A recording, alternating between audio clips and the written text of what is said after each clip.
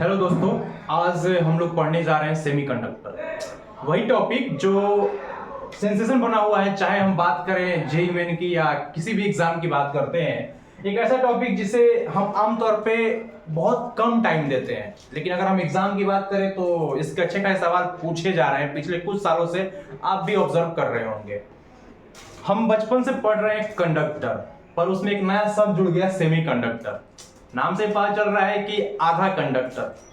आपको अगर मैं बता दूं कि कंडक्टर शब्द जब मैं इस्तेमाल कर रहा हूं तो आप पकड़ पा रहे हो कि किस चीज की बात कर रहा हूं, उसकी प्रॉपर्टी क्या है, वो यूज कहां होता है। मतलब आप भली भांति कंडक्टर शब्द से परिचित हो।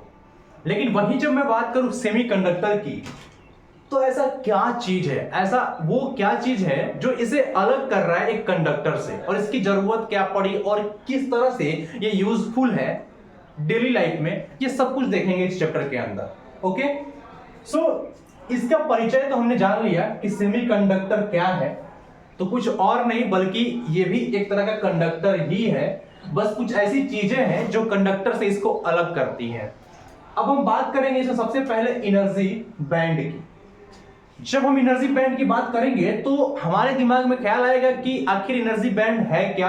तो उसके लिए आपको बता दूं कि किसी भी सॉलिड के अंदर इलेक्ट्रॉन्स होते हैं और उस इलेक्ट्रॉन्स के अंदर होता है एनर्जी, यानी इलेक्ट्रॉन्स जो हैं वो एनर्जी पॉजेस करते हैं। ठीक है, तो उसका एक रेंज होता है। किसी भी चीज के पास अगर कोई एनर्जी है तो उसे कैलकुलेट करने के लिए, मेजर करने के लिए हमें किसी रेंज की जरूरत पड़ती है। उसी तरह से जब हम बात करेंगे किसी सॉलिड की तो हमको पता है कि उसके पास है इलेक्ट्रॉन। ठीक है, अब इलेक्ट्रॉन है तो कोई ना कोई एनर्जी का रेंज होगा उसके पास, that is called the energy band. Okay, अब हम बात करते हैं वैलेंस बैंड, क्योंकि एनर्जी बैंड दो तरह का है। वहां पे दो चीजें आप देखेंगे, एक देखेंगे वैलेंस बैंड, एक देखेंगे कंडक्शन बैंड।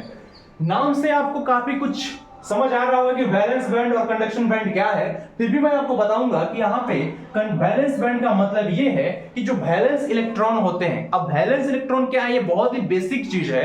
फिर भी मैं आपको बता दूं कि जितने भी इलेक्ट्रॉन्स होते हैं वो अलग अलग ऑर्बिट में होते हैं। ठीक है, सो आउटर मोस्ट ऑर्बिट में जो इलेक्ट्रॉन होता है उसे हम लोग वैलेंस इलेक्ट्रॉन कहते हैं, यानी ये पार्टिसिपेट करता है हमारे बॉन्डिंग में। ओके, जब बॉन्ड बनता है तो उस समय ये पार्टिसिपेट करता है। अब ये सारी चीजें यहां क्यों पढ़ रहे हैं, क्योंकि आगे इस चैप्टर में इसका यूज है। तो वैलेंस इलेक्ट्रॉन जो एनर्जी पॉज करता है उसकी जो रेंज होती है उसको हम लोग बोलते हैं वैलेंस बैंड बोलते हैं। ठीक है, अब अगर हम कंडक्शन बैंड की बात करें तो ठीक उसी तरह से जैसे यहां पे हमने वैलेंस इलेक्ट्रॉन की बात की थी, उसके एनर्जी की बात की थी, कंडक्शन बैंड में भी यहां पे फ्री इलेक्ट्रॉन की बात होती है। अब आप थोड़े बहुत सोच पा रहे होंगे कि यहां पे आखिर वैलेंस इलेक्ट्रॉन, फ्री इलेक्ट्रॉन ये चल क्या रहा है। तो क्या चल रहा है इसके लिए थोड़ा सा आपको इंतजार करना पड़ेगा, क्योंकि फ्री इलेक्ट्रॉन, अब ये फ्री इलेक्ट्रॉन का क्या रोल है इस चैप्टर में वो तो आपको समझ में आएगा अगले लेक्चर में। फिलहाल आप इतना समझिए कि इस फ्री इलेक्ट्रॉन के पास जो एनर्जी है उसका जो रेंज है that is called the conduction band. Okay, उम्मीद करता हूं इतना तक आपको समझ में आ गया होगा। अब मैंने क्या किया है कि आमतौर पे हमने कंडक्टर के बारे में बहुत पढ़ा है, इंसुलेटर के बारे में पढ़ा है, लेकिन आखिर ऐसा क्या चीज है जो इन तीनों को एक दूसरे से डिफरेंट करता है, एक दूसरे से अलग करता है। ठीक है, जैसे कंडक्टर की बात करें तो आपको पता है कि यहां पे जो करंट फ्लो करता है, अब करंट फ्लो करता है तो उसके पीछे का रीजन क्या है, तो भैया यहां पे होता है फ्री इलेक्ट्रॉन। फ्री इलेक्ट्रॉन वो वजह है जिसके वजह से करंट फ्लो करता है कंडक्टर के अंदर। पर जब हम बात करते हैं सेमीकंडक्टर की, तो सेमीकंडक्टर के अंदर दो वजह है, दो वजह करंट फ्लो करने का। एक है अपना इलेक्ट्रॉन, एक है होल्स। ओके, अब ये होल क्या है ये चीज अभी आपको समझ में नहीं आएगा, लेकिन जैसे जैसे इस चैप्टर के अंदर आप आगे बढ़ते जाओगे आपको समझ में आएगा कि आखिर ये होल शब्द यहां पे क्यों यूज हुआ है और ये क्या है सेमीकंडक्टर के अंदर। ओके, इंसुलेटर, जैसा कि आप सब जानते हो, इंसुलेटर में कोई करंट फ्लो नहीं करता है। तो अभी तक सबसे इंटरेस्टिंग बात यह है कि हम सिर्फ इतना सुनते आए हैं कि करंट फ्लो नहीं करता है, नहीं करता है, रीजन क्या है नहीं करने का। ठीक है, वो हम समझेंगे यहां पे आज की इस क्लास में। सो हमारा जो अगला जो पॉइंट है वो है एनर्जी बैंड डायग्राम। ठीक है, अभी पिछले जितना भी आपने कंसेप्ट पढ़ा उससे सिर्फ आप इतना समझ पाए कि बैंड क्या होता है, कंडक्टर, सेमीकंडक्टर, इंसुलेटर का परिचय क्या है। लेकिन अब जो आप समझने जा रहे हो कि आखिर वो एक चीज जो अलग कर रहा है कंडक्टर को एक सेमीकंडक्टर से, कंडक्टर को एक इंसुलेटर से, वो चीज समझो। हमने कहा कंडक्टर, और कंडक्टर जो है वो है करंट को फ्लो करवाता है। दो शब्द हमने इस्तेमाल किया था, कंडक्शन बैंड और वैलेंस बैंड। कुछ देर पहले हमने दो शब्द इस्तेमाल किया था, कंडक्शन बैंड और वैलेंस बैंड। यहां पर आप देख पाओगे कि कंडक्शन बैंड और वैलेंस बैंड के बीच में कोई गैप ही नहीं है। मतलब अगर आप कंडक्टर की बात करते हो तो कंडक्टर में इन दोनों बैंड के बीच में कोई गैप नहीं है भैया। अब गैप नहीं है क्योंकि ये दोनों ही पॉइंट एक दूसरे को ओवरलैप करते हैं। मतलब कि अगर ये हमारा कंडक्शन बैंड है और ये हमारा वैलेंस बैंड है तो ये दोनों एक दूसरे को ओवरलैप कर जाएंगे, यानी इन दोनों के बीच में कोई गैप नहीं है। और गैप ना होने की वजह से इलेक्ट्रॉन इजीली करंट को फ्लो करवा पाता है। ठीक है, ये पूरी कहानी है कंडक्टर की। अभी अगर हम बात करें सेमीकंडक्टर की तो आपको साफ साफ दिख रहा होगा कि ये कंडक्शन बैंड और वैलेंस बैंड के बीच में गैप है, और उस गैप को हम लोग बोलते हैं फॉरबिडन गैप। ओके, सो ये गैप है, फॉरबिडन गैप, ये वही गैप है जो प्रॉब्लम क्रिएट कर रहा है करंट के फ्लो होने में। आखिरकार इस सेमीकंडक्टर में ऐसा हम क्या करते हैं जिसके वजह से करंट फ्लो होने लगता है, ये एक मैजिकल स्टेटमेंट है और ये चीज आप समझोगे आने वाले लेक्चर्स में। फिलहाल आप ये समझो कि यहां पे कंडक्शन बैंड और वैलेंस बैंड के बीच की जो दूरी है उसको हम बोलते हैं फॉरबिडन गैप बोलते हैं, और वहां जो एनर्जी है वो है 1 इलेक्ट्रॉन वोल्ट। मोटा मोटी बात आपको ये समझ में आ रहा होगा कि अगर हम इस गैप को किसी तरह से कम करने में सफल हो जाएं तो हो सकता है कि हम करंट को फ्लो करवा पाए। तो अब ये गैप कैसे कम करेंगे, क्या कुछ होगा, यही तो इंटरेस्टिंग चीज है इस चैप्टर के अंदर। अब हम बात करते हैं वही इंसुलेटर की। ये जो आपने डायग्राम पढ़ा इंसुलेटर का देखा, सेमीकंडक्टर देखा आपने, अब आप इंसुलेटर देखो। इंसुलेटर में क्या है, आखिर कितनी भी प्रयास कर ले हम इसमें करंट क्यों नहीं फ्लो करवा पाते हैं। उसका कारण ये है कि ये जो गैप आप देख रहे हो जिसको हम फॉरबिडन गैप कह रहे हैं, वो गैप बहुत ही ज्यादा है, बहुत ज्यादा। जहां यहां एनर्जी सिर्फ 1 इलेक्ट्रॉन वोल्ट थी, यहां एनर्जी इस 1 इलेक्ट्रॉन वोल्ट से ज्यादा होती है। अब ये ज्यादा कितनी होती है ये बात नहीं कर रहे हैं, यहां पे ज्यादा होती है। अब ज्यादा होती है तो यही प्रॉब्लम क्रिएट कर रहा है, इसको इंसुलेटर बना रहा है। ठीक है, अब हम इसके एग्जांपल्स की बात कर लेते हैं। कंडक्टर का एग्जांपल तो आप सब जानते होंगे, कॉपर हो गया या सिल्वर हो गया, ये सारी चीजें, बहुत सारी जितने मेटल है आप कंडक्टर, उसमें मैक्सिमम कंडक्टर ही आप समझोगे। ठीक है, इसके बाद में सेमीकंडक्टर की अगर हम बात करें तो हमारा जर्मेनियम है, सिलिकॉन है, आर्सेनिक है, ये सब क्या है, सेमीकंडक्टर है। और पीरियोडिक टेबल जब आप पढ़ रहे होंगे तो पीरियोडिक टेबल में आपने मेटल भी देखा होगा, नॉन मेटल भी देखा होगा, और साथ में कुछ ऐसे भी आपको एलिमेंट देखे होंगे जो सेमीकंडक्टर है। ओके, अब आप समझिए कि इंसुलेटर बताने की जरूरत नहीं है क्योंकि मेरे हाथ में जो आपको मार्कर दिख रहा है वो भी एक इंसुलेटर है, ओवरऑल प्लास्टिक है, सो इंसुलेटर है, ये बोर्ड इंसुलेटर है।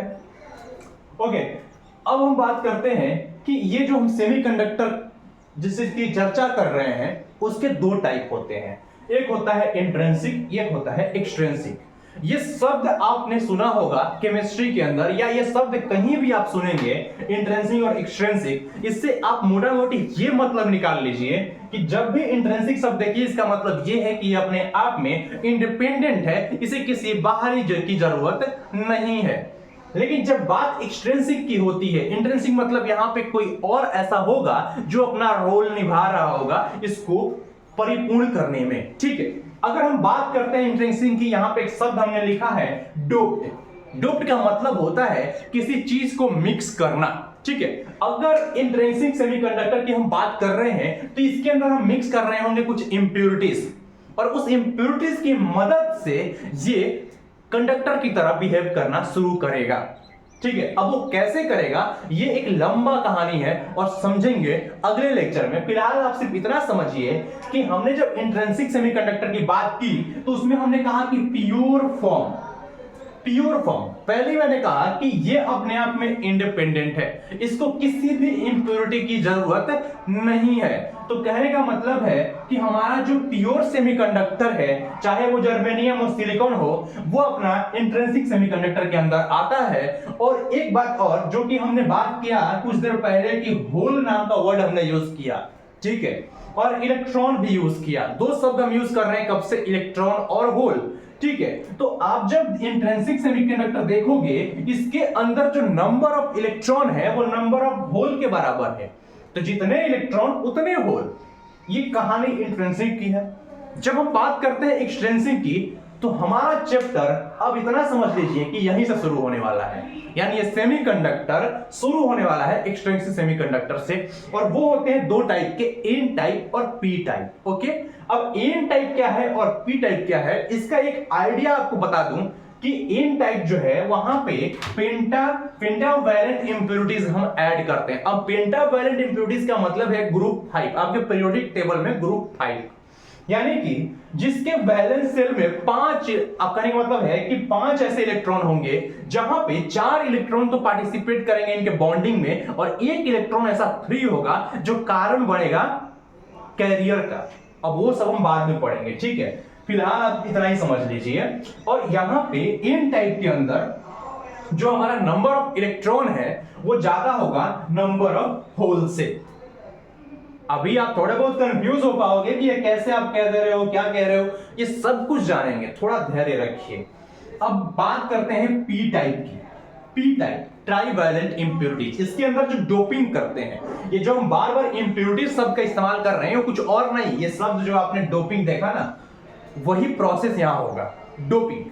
सो हम बात कर रहे हैं ट्राइवैलेंट इंप्योरिटी की। ट्राइवैलेंट इंप्योरिटी मतलब वैसे हम यहाँ पे इस्तेमाल कर रहे हैं, वैसे मेटल यूज कर रहे हैं। ग्रुप 3 जो आपका है, जैसे अल्युमिनियम, अल्युमिनियम यहाँ उसके वैलेंस शेल में आपको 3 इलेक्ट्रॉन दिख जाएगा, जिसमें से 2 जाएगा बॉन्डिंग के लिए और एक जो होगा होल क्रिएट करेगा। मतलब कि हमें बॉन्ड बनाने के लिए 4 इलेक्ट्रॉन चाहिए, 3 हमारे पास है इसके अंदर, पर एक नहीं है, जो एक नहीं है उसी की वजह से होल होगा क्रिएट भैया, ठीक है। अब यहां देखना कि जो नंबर ऑफ होल है वो ज्यादा है नंबर ऑफ इलेक्ट्रॉन से। सो आज के हमारे इस लेक्चर में, आज के इस क्लास में आपने सिर्फ और सिर्फ इसका इंट्रो पार्ट देखा है, पर इस क्लास से मैं इतना जरूर कह सकता हूं कि मोटा मोटी एक आइडिया आपको जरूर लग गया होगा कि सेमीकंडक्टर के अंदर चल क्या रहा है और आने वाला क्या है। तो उम्मीद करते हैं ये सारी चीजें आपको समझ में आई होगी।